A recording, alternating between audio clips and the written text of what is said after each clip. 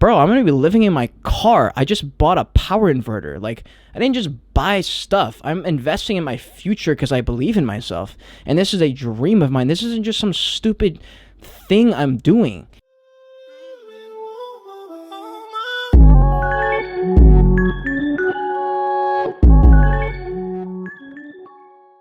Welcome back to your Joyage. I'm Cade, your guide. I'll be replacing the little voice inside your head for now, giving you a break from the constant internal monologue that is the human mind. I want to say thank you for viewing or listening on whatever platform you're on. If you haven't already, please hit that subscribe button, drop a like in this video, that other people can find the Voyage. You know, if you like it, you engage with this content, other people, it gets pushed out. All the algorithms, YouTube, Instagram, TikTok, at the base level, they're pretty much all the same. You know, people like the video, people engage the video, they push out to more people. So please do me a solid and do that for me. I want to give a quick shout out to the Instagram and TikTok highlights clips accounts at Joyage Clips. You know, if you don't have time for the whole podcast, I get it. Even though I think long form content is great, if you're like going on a walk or a run or whatever, just pop some earbuds in and get listening. But yeah, it has all the highlights. If you want to get the inside scoop on the episodes, those go out. Usually I try and upload, after I upload the full podcast, once a day I upload one of the highlight clips. And I haven't done that yet today. I was supposed to do that this morning. So I'm going to do that after this. But yeah, you definitely should be following that. And I upload any kind of updates for the YouTube and the podcast on that Instagram account on the stories. So yeah, keeps you up to date. It's a good thing to have if you follow this, you know, this philosophy, this Joyage journey thing. If you like the podcast, then you might as well follow the Instagram account because it comes with all the updates and stuff. Anyways, we got a ton of Amazon packages in the mail. Like so many Amazon packages is ridiculous. I have a new camping chair, a new camping table coming out. Those are mainly for if I decide to cook, which I think I am probably gonna cook because I don't want to just be eating Pop-Tarts and, you know, granola bars all day long. So yeah, I bought a table, bought a chair. I have like baby wipes, I have face wipes, I got a tire inflator that's like portable. It's like a stick and it has power somehow, so that's great. I don't have to worry about like plugging in anywhere or like having to drive somewhere on a flat tire. I can just pump up the tire there. I also got a battery starter that's the same style. I don't have to jump it with another car. I don't have to do anything. I can just turn it on and it does it for me. So that's fabulous. Those were a little pricey, but I feel much safer being on the road anywhere in the country if I have those things like in my car. I don't have to worry about it. I think I have a couple. I forget what they're called. They're like little bottles you buy at the car shop. And if your car like if you pop your tire or whatever, it like fills up the tire and like I think it's called sealant. And but I have a few of those in the car too. So I'm trying to like safety or I don't know what you call this, like lock my car up as safe as possible. Since it'll be my actual home, which is so strange to think about still. But I need to have all the safety measures in there. Like I have a first aid kit that's in there. I got a bunch of stuff, and I'm really excited. The last thing I need, my last necessity item, is the power inverter, the thing that allows me to charge up any device I have with the car battery. And once I have that in, I will be doing on my main YouTube channel, Cade Bergman. If you're not following that, you should be. It's a great channel. I've gotten good at making videos, I'm going to be honest. So it's a solid channel. And I'm going to be doing like a full either day in the life or like day in the night, like nighttime routine, whatever. I'm going to be spending the night in my car for the first time, which I'm kind of nervous about, even though there's no reason because I'm going to be doing it in my driveway. But I do want to have like a full day of practice just for fun once the power inverter gets here. So I'm excited for that. That should be coming in this week, I think actually in 2 days. So be on the lookout for that. I'm going to be doing a car, like in-car Q&A type video too. That may be the same video. I'm not exactly sure yet. But you can basically just accept the fact that YouTube channel will be crawling with content, especially after this summer. So if you've been following me at all, you know that this summer for me is going to be 100% money focus. I'm working at a restaurant where on average I'm making anywhere from like $150 to $600 a night. If I work a double, probably upwards of $400 to $600. If I'm working a single shift, you know, more than likely $200 to $300. So phenomenal money for how much I'm working. but I mean working like a ton, so I don't know how often I'll be able to make videos. At least once a week. Like I definitely can pump out a video a week and a podcast a week. That is no problem. But anything more than that, I'm not sure if I'll be able to do that this summer. But once I'm on the road, I don't see any reason why I shouldn't be uploading multiple times a week. I'm not sure what that's gonna be exactly. But, I mean, dude, I'll be living in a car, road tripping across the country. I'm sure I can find videos to make, about anything. Anything where you're living in a car suddenly becomes a topic for a video, because anything you want to do is exponentially harder and more difficult because you have no home base, And it's going to be fun. It's going to be like a little journey, my own journey, and I hope to bring you guys. The reason my vlogs are like 5 minutes, and the reason it's going to take me fucking forever to get monetized in that channel, is because all my videos are I don't think any of my videos are ever going to reach like past 8 minutes, and that's because for me, I can't watch a video that's longer than 8 minutes. Like if I do, I put it on double speed, and I'm barely there for it. I'm not even really paying attention usually. I'm usually on my phone playing Dream League or something, and I don't know, I don't want that to be what my videos are for. Like I want whoever's watching to be like engaged and like watching my video, like in the same way when Peter McKinnon uploads a video, unless it's something I genuinely don't care about. If he makes a video on some gear that I don't even care about, I'm still gonna watch his video because I love him, but I'm not really paying attention, and so I don't want my videos to be super long. I want them to be engaging and fun and be like a couple minutes out of your day. I don't want to steal 30 minutes from you. Like there's a bunch of videos that are 22, 25, 27 minutes, and I'm like, that video could have been trimmed down to like 5, 6, 7, 8 minutes into a vlog format that wouldn't take away so much time. And for me, I get like FOMO on YouTube because I'll be like, oh, I want to watch all my favorite creators, but I don't have time to watch every one of them with their 15-minute vlog. And so I don't want to be one of those people. I just want to upload a few minutes just to highlight what happened, whatever message I want to convey in that video. I just want to get in, get out. And yeah, just fit as much as you can. Just like David Dobrik, like Logan Paul, they just fit it all into 4, 5, 6 minutes, and you can, and it's better that way, I think. So yeah, you can expect to see a ton of that. There are a couple of things I want to talk about today, where mainly investment in yourself and changing the way you look at that phrase, because no one can understand who you are better than you can, and everyone says that, but think about it like this.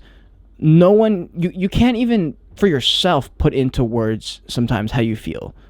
And how do you expect other people to understand that? A feeling that you have or an emotion towards a dream you have. You can't describe that to somebody because it's all a built up thing that your whole life has been around, and it all leads to this conclusion that you made. And no, of course you couldn't explain to someone, and someone couldn't really understand that about you. They could maybe take some of the similarities that you have and the things that you attribute to your own goals and think about it in terms of them, and if they're the same type of person as you, they can probably understand the gist of what you're getting at, but they can't understand exactly what you want because they're not you, and who cares, you don't need to tell anyone. Like, it doesn't matter. As long as you're good inside, then you're good. But one thing I want to talk about is for a lot of people who listen to my podcast specifically and watch my videos in general, they're all in between the ages of like 15 to 30 for the most part, which means if you're in the age gap of teenager to young adult, chances are you're probably in contact with your parents. Maybe they're still paying for some of your stuff. Maybe they're constantly on your back. And obviously I know some people maybe don't have any parents, and situations might be different, but I'm going to say, just speak for the majority. The majority of you have parents that probably, pressure you a little bit and get on your ass when you spend too much money and that kind of thing. But for me, I always got frustrated. I know every kid gets frustrated with that, but my frustration was for a different reason. I think people got annoyed because if their mom was like, I can't believe you spent this much money on this and that, like you should be saving, and they get mad because like, well, like, they're just like upset in general that they got caught out doing something stupid, and they realize probably that, okay, I shouldn't have spent $300 on an Apple Watch when I don't need one. But for me, I was frustrated because in my head I was like, dude, I'm not just buying stupid shit most of the time. In my head I'm investing in myself. And that was before like YouTube gurus were around talking about that. Like, I didn't think about it like that, but I always found it interesting that the things I bought would help me in some way, as far as my happiness usually. Like, I went and bought, when I was younger, a $250 soccer ball. And like no one understood why the fuck I did. They were like, dude, why would you buy that one when you could buy one for $20? And I was like, look, there's certain reasons that for me qualify me to buy this certain ball, and I want it, and for these reasons that no one else could understand. And for me, I was like, yes, invest in my future. It gets me to understand what a real game match ball is like and how to play with it. And who knows if that helped me in the fact that I went and played college soccer a few years later. Who knows? But on big buys, big purchases, big decisions in my life, other people couldn't understand, mainly my parents, because they grew up in a very, very traditional, conservative type of life and perspective, which is super frustrating for me since I just have a rebellious nature, and so I just push back against it. And I don't even see a logical reason why it would pay off to not question things, not go against the grain. I'm like, that makes better sense to me to do that than not. And so it was very difficult growing up to see eye to eye with my parents, and it still is sometimes. And they're coming around to it because me and my sister both share some of these rebellious qualities. And so the other day, my mom was like, yeah, you're just buying so much stuff. And that was kind of the end of the conversation. I didn't really say anything. We just like went about our day. But when she said that, it got me thinking a little bit, because I was like, you don't understand like what I'm doing. Like, do you? Or maybe you understand, but you just said it. But like, I'm not just buying stuff. Like, I'm not stupid. I'm spending, I'd say 80% of my money I make goes straight into investments. And of that 80%, probably 60% of that 80% is going into crypto. So it's stuff that's more than likely going to at least double my money. And I'm making a bunch of money right now. So I'm trying to like triple X my money here. And I'm only spending a fraction of what I'm making on Amazon shit. But the stuff I'm buying on Amazon is not stupid. Like, it's not just stuff. I'm like, bro, I'm going to be living in my car. I just bought a power inverter. Like, I didn't just buy stuff. I'm investing in my future because I believe in myself. And this is a dream of mine. This isn't just some stupid thing I'm doing. And the reason I didn't bring any of it up is because no one could understand that but me. And you listening, you may not even understand. You may be like, oh, Jesus, calm down, Cade. But for me, it's big. It's important to me. And as I've highlighted in many other podcasts, like, if it's important to you, fuck everybody else's opinions, because they can never, ever hope to understand the depths of your mind and the depths of what you've experienced, because it's not their memories. It's not their anything. And so they have their own shit they're worrying about. They probably didn't mean anything. I'm sure my mom wasn't trying to like roast me, but she just like said it and, didn't think anything of it. But, that's sometimes that's like a thing that I talk about. It's like awareness. It's like, dude, think about sometimes what you're saying and be able to detach yourself from a situation before you just like give your opinion on something. And that's a problem right now, because so many people on social media see a video and instantly start typing away in the comments, or, well, I don't agree with this because this, that, and the other. And someone else goes, well, you're stupid because this, that, and the other. And it's fucking dumb. I'm like, dude, you could never explain yourself in 160 character text box why you think the way you think, because it's a accumulation of everything you've ever experienced in your whole life. So sometimes it isn't worth it to try and explain it. Or if you are, remember that the goal of you explaining is not to try and convince them of anything, because you're not. You're not going to convince anybody on a 5-minute conversation about your goals in your life. You might open up a little bit of a crack in the door to help them understand, but think about why maybe you're trying to get them to understand. And for me, when I ask myself that question, why do I feel like I need to explain these things? It's because I was insecure. I was insecure in my decision, and that people would judge it, and maybe it was wrong. And after a while, I began to understand that everyone's insecure about everything all the time, pretty much. And there's no reason to be ashamed of it. It's like, yeah, I'm a little insecure. I'm not quite sure what I'm doing. Maybe I'm wrong. But in the end, dude, listen to this. If you're my age, I just got off a phone call with one of my closer friends, who I haven't seen in a while, but we went to college together, or freshman year of college together. And I'm not going to get into like super intense details about any of it really, because it's just nobody's business. But one thing we talked about a lot was risk to something ratio, just risk ratio, basically, like taking engaged, focused, calculated risks and acting on them. And the conversation we were having, he was like, yeah, there's a lot of pressure from my parents to like get a job and do this and that, and like, what about getting a wife? And I was like, look, that is a path that you can take, and there's nothing wrong with that path at all. But there's also nothing wrong with another path that is more unorthodox, and that's when we were talking about the stuff I'm doing. And it's just weird, my life and the stuff I want to do is so different than other people in general. Like, no one's living in their car, no one's doing months long of road trip to where they need to live in a car. And I don't even have like a specific end goal really, other than just to do it and try it and see what happens. But we were just talking about that, and we were talking about how the pressure that you get from parents and friends and your environment, it's all in your head for the most part, right? The pressure that you build inside your head based on what your mom says, your dad says. The thing is, and what I just talked about a few minutes ago with my mom, how she just said, like, you're buying too much stuff, like, you're buying so much stuff, as if it was negative. And I don't know if she meant it like that, but when she said it, like, I just innately took some pressure from that and put it on myself, and I shouldn't have, but I did. And he's doing the same stuff. He was like, yeah, my mom said I gotta do this, and you gotta get on my ass about that. And I was like, for her, she just wants you to be happy. She just wants you to be taken care of. And that's what she means when she says it. So when people are trying to like give you advice, think about where they're coming from too. And don't always take what they say at face value and just internalize everything. You don't need to internalize everything. Not everybody's opinion needs to matter at the macro level. You can take everyone's opinions and try and grow and learn and do what you can with them. But sometimes you just go with what you want to do.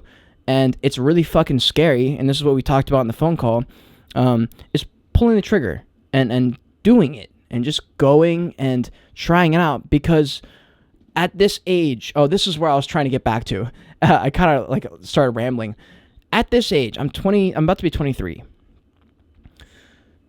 My net worth is like, I don't know, anywhere from $20,000 to $40,000 probably at most, like that I've ever made ever. So not a ton of money, right? And right now my net worth, my current net worth is probably around 20 or 30 thousand, and that's all snug up in investments and crypto and all that shit. But even if I lost all of it, 100% of my money, or if I just lost maybe the money in my checking account, like a few grand, bro, I'm not fucking married. I don't have kids. I don't have a ton of expenses. Like, I can work a few months and make all of it back, and I will be just fucking fine. And I can do that like 10 times. I could literally try a whole new business, a whole new endeavor every year until I'm like 30 and just rebuild it next year, and I could do it. And imagine doing that 10 full cycles and not coming out with some type of something. It's not going to happen, right? 10 fucking full endeavors. Imagine if you did that. Something from those 10 would lead to, so it would sprout into something new. It will. And so in my opinion, at this age when we don't have as many fucking risks and things to worry about, just do it, right? Just go for it and try it. There's almost like less, it makes less sense to not try it. Like, when people say you should do it earlier rather than later, in my head, I even twist that further and I go, you should just do it earlier, period. Like, just do it earlier. Not because it makes better sense. No, like, you need to do it, period, when you're young. Like, what else are you going to fucking do? Work in the corporate chain and work your way up until you're 40. That way you can be an executive until you're 60 and retire. Like, is that what you want to do? If it's what you want to do, then go for it. But if it's not, then you don't have another choice but to take a risk and do it. And risk isn't bad. And something that I've noticed in just like me growing up and stuff is that people associate risk with just like a negative everything in general. And I don't think that's smart, because maybe we need to come up with another word that isn't risk, but calculated risks. And if you read Rich Dad Poor Dad, you'll understand this concept. It's not always about money, but with risk ratio, if you have a very calculated risk and you've thought through a bunch of the things and scenarios that could potentially arise, it's not so much a risk anymore. It's more of just like a jump. If you're standing on the edge of two cliffs, and two cliffs are 8 feet apart, and you practice for a few months, and you're like, look, I can jump 10 feet. I can jump 10 feet, period. this cliff is only 8 feet apart, so I should be able to jump over this cliff and land on the other side because it's only 8 feet. Is that even a risk at that point? You can jump 10 feet, so you have no problem clearing the gap. The only risk you're taking is the actual jump, where, if you didn't jump 8 feet, you would fall down and die. And that's an extreme example, but at what point does the risk become just another thing you could do? It doesn't have to be a risk anymore, like a high risk. And I think everyone associates risk with high risk, and it's not the case for the most part. For the most people who, or not for most people, a lot of people who are successful maybe went with a high risk and they won. And that's the difference. For those people, they said, fuck it, I'd rather take this high risk than not. And so they went with it. But there's also a lot of people who are successful who took very calculated risks and won because they were like, look, I've calculated. I can jump 10 feet. I should be able to clear this 8-foot jump. Easy. That's a risk, but not really. And so they went for it. A lot of people will do that. They'll be able to jump 10 feet, and the test is only 8 feet, and they still won't do it because they're worried about the 8 feet gap. They're like, wow, what if? And that type of thinking does not really go away. It really doesn't go away. And it's dangerous. It's really dangerous to think like that because midlife crises, you've heard of them. A lot of people have had them. And it's becoming like a norm when people are like, oh, I'm having a midlife crisis. I'm 45 and I just bought a new house. Or, I left my wife because I don't know what I did the last 20 years. I don't even like her. Like that kind of thing. And I'm like, that's stupid. That's literally stupid. If you had taken the risk, the exact same midlife crisis when you wanted to have when you felt like you were having a crisis, and instead you pushed it away, you pushed it down, and now look what happened. 30 years later, it came right back up, and now you're fucked because you have 2 kids, you have a dog, you have a house, and look what you did to yourself because you were too scared to take a risk, and now that you're 50 and you realize, damn, I should have taken that risk earlier, now I gotta make this risk now and lose all this shit that I built up the last 30 years that maybe I don't even like, but now it's got so much more, it's just heavier, because you got so much more baggage, and it makes better sense. Like, think about it logically. It makes better sense to do it now. Do it now, because it's gonna come back. If you have this urge to do something or go somewhere or try something, you pushing that down is only going to bring it back to the surface at a later time. It's probably going to be a bigger risk at that point. Just do it now. It makes more logical sense, right? And this is what we talked about in the phone call for a long time. We were talking about kind of what he wants to do in the future and whatever. And some of the things he was talking about is very traditional. Some of them are pretty non-traditional. And I was just telling him, I was like, look, man, like, we're so young, and it feels like we've got all this pressure. It feels like all this shit's happening, and that the fate of the world lies on our shoulders alone for this whatever decision, to like get a new job. And it feels like the fate of the fucking universe is on our shoulders, but it's not. It's just not. And when you're so I'm 23. If you're 15, 18, 30, however old you are, think about how much you're at. If you're listening to this podcast right now, period, then you're already ahead of, I swear to God, you're ahead of the curve, because no one is thinking these things, right? These aren't they're common, but not that common, this way of thinking. And especially this way of acting is very different than most people. They're not willing to go out and try something. If you're this age and you're thinking these things, imagine in another 20 years, you're 40, you're 35, whatever age you are. Most 40-year-olds still look pretty youthful, and they are. They act youthful, they feel youthful. We think they're not because we're so young. But truth is, when you're 40, you're probably in your prime. I would say 40, 50, you're probably in your prime. Imagine, so I feel like up to 15, you're not really there. You're just kind of fucking reacting to everything. You're not really doing much your first 14 years. You're just kind of surviving, trying to get through, trying to figure out what you're doing. You're insecure as fuck. You're not thinking outside of the box. That's the majority of people, including me. Once you hit 15, 16, you start thinking a little bit. You try to create your own identity. You try to make something of yourself, etc.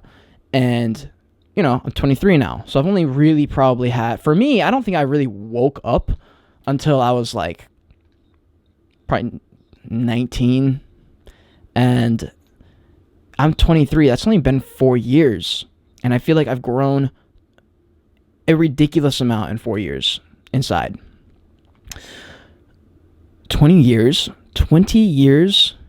When even a year ago, I think about how much I was like far along, I guess, in my soul's journey or whatever. A year ago, I think I've progressed in so much, and I think a lot of us have, because we've been forced to be with ourselves a little bit in this quarantine. I'm like, dude, in 20 years, if I keep this up, if I don't fucking just turn into a robot again, 20 years, I don't even know, like, the possibilities are fucking endless. And when I talked about earlier about investing in yourself, my quote of the day is, imagine believing in yourself forever. You literally could not lose. And that's a fucking fact. You cannot lose if you believe in yourself. If you truly believe you will be fine, you will be fine, because you'll always figure out a way, right? And it's a very underrated way of thinking, I think, because if you believe that you're set, if you believe that you have what it takes, you're gonna make it. And I told him this on the phone call. I said, look, you have a specific set way of thinking and way about you that no matter what you fucking do, no matter how many times you mess up, you're gonna be fine in the long run. That's fucking, it's a given. So you don't need to stress the pressure of like, am I gonna make it? Because you will. Long term, you will. If you believe in yourself, you will. And if you don't believe in yourself, start believing in yourself, because you do have what it takes. Every fucking human on this earth does have what it takes. Some people just aren't willing to face that side of them and say, let's do this. Most people are not willing to do that. They say they feel it, they know they have it, but they're not willing to look at themselves in the mirror and go for it. They'd rather just sit on the sidelines and wait for a fucking opportunity.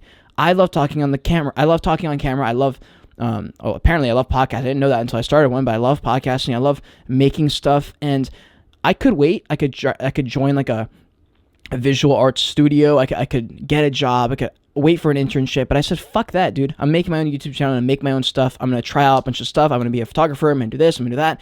And look where I'm at now, dude. I have people reaching out to me to take graduation photos, and I don't have time to do it, but I'm like, I can't believe people are reaching out to me for photographer stuff. Like a year ago, I barely knew anything about anything with photography, and it's cool. It's just cool that I've made that for myself. I didn't take a photography course. I didn't like do all this traditional route stuff. Like, they all work, and it works because I believe in myself. I know I'm resilient. Everything I put myself up against, even if I didn't like it, I still grew from it, and I know that. And so for me, not every experience has to be a win. For me, every experience just needs to be experienced so I can grow and I can learn and take things from it. I watch TV shows and will think like that too. So I'm set. And I know, 20 years of this type of like perspective, I'm going to be so goddamn wise, I swear to God. And then another 20 years, I'll be 60. Another 20 years, I'll be 80. There's motherfuckers on TikTok who are 90. I have fucking hope, because in 4 years I've accomplished so much, and I have another fucking 80 years. 80 years, dude. That's 4 of my lifetimes. That's absurd how much time we have. It is absurd how much time we have. So that's my perspective talk for the week. If you're 25, 26, 30, 15, I don't care how old you are, you have a unlimited almost amount of time. And to be honest, by the time we're old, they're probably going to have some type of cyborg-like thing. So don't hold your breath. You're not really getting any fucking older. You have so much time, and there's no right or wrong place to be in your life. So if you feel like you're stuck, if you feel like, you've been in this stupid cycle for too long, think about it in terms of decades and look back at yourself. Like, maybe go on your Snapchat memories or your Facebook memories and go back a couple years, see where you were at, and think about the things that you were thinking about, worrying about, struggling, and remember how intense and important they felt. And maybe just do a little thought experiment and say, fucking, how important was that? Maybe it was really important, but chances are it probably is not that big of a deal. I remember my sophomore year of college, my chemistry teacher accused me of cheating on a take-home test, and I had to fight this whole like legal battle with her. I ended up winning because she had no fucking grounds to make that claim. But I felt like my life was over because my dad had worked in honor council before, and he was like, look, if they have anything, like, they're going to pin you and blah, blah, and this and that. And I was freaking out. But now I think about it, I'm like, man, even if they like deemed me guilty and kicked me out of college, I still would have figured out a way. So that's what I'm talking about. Like, if you believe in yourself, no matter what you come against, you're going to be fine. And you're good. So don't stress it. Even if it feels like the biggest fucking thing in the world, remember when you're going through that really shitty time or really intense, scary portion of life, remember that in a year, and you look back on this, you probably will be able to take something from it and grow. So believe in yourself. You're going to get through this thing you're in right now. You're going to figure it out. You're going to move. But don't be scared to go make that change. Don't be scared to go start that fucking business or whatever it is you want to do. Just go try it. Just go try even a little bit. Maybe just watch a couple YouTube videos on business and start picking up some business logic, and surround yourself with maybe people who have a business or know stuff about business, and start to mold your reality a little bit and change little small things. Maybe follow a couple TikTokers who are business related, and just start to see things in that perspective, in that light, and because you really can change your reality by the stuff that you see constantly on a day-to-day basis. If you're constantly seeing uplifting content, you're constantly seeing people who are talking about belief, chances are the majority of those people are probably clowns. They're just saying it to get followers, but you're seeing that. So you're able to take the best part of that person's content and apply it to your life. And I'm a firm fucking believer that you're going to be just fine. And long term, you're good. You got this. Every human has the capability of doing it. You just need to realize it. And when you do, don't be scared to face that side of you. Like, everyone has that side where they're willing to take the risk and make that jump and be the hero of their own story. You all have it. You just got to face that side of you in the mirror and say, let's go. So you got this. And I want to say, because I got to leave in a few minutes. My boss just texted me and said, hey, we're actually slammed, so we do need you to come in right now. So I'm going to leave in just a second. But I want to close out and say, if you're struggling with anything, with any fucking mental health, if you're struggling with a test you got a 50 on, remember, and I've said this 100 times in this podcast alone, that you're going to be fine. Life is very, very long. Take a breath. I swear, look back in your memories from a year or two ago and just remember how big some of those things were at that time, and remember how not important they really are anymore. It's just a conglomerate of experiences that we all go through. There's no right or wrong answer. No one knows what we're doing on this fucking floating earth. You're going to be fine. You got this. Believe in yourself. That's the only thing that matters. If you believe in yourself, you cannot fail, because you will get through it and you will move on, and you're going to be just fine. And we're all going to be just fine. We all got this. Don't be scared to make that jump. If you have an idea, act on it. Just fucking do it. Why not? Why not? All right. Well, that's it. I'm signing out. I'm going to go make some money. Take some people's money. Peace.